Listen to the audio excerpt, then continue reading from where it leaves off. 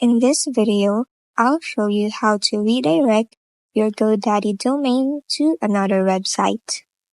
First, go to your dashboard and click the icon next to My Account. Then, navigate to Domains. Find the domain you want to redirect and click Forward Domain under it. Once in, you'll be able to choose the domain you want to forward from your GoDaddy list. Also, a list of popular websites will appear. These are platforms you can easily connect your domain to.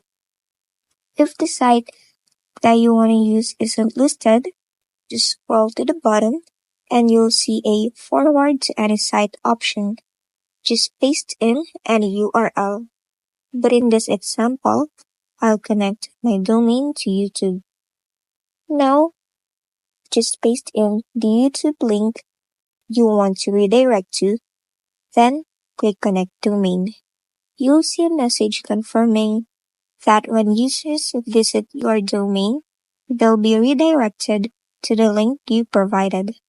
You can also click Advanced Options to choose the type of redirect, either permanent or temporary. Once everything is set, just click Connect Domain. And that's it. Your GoDaddy domain is now successfully redirected to another site.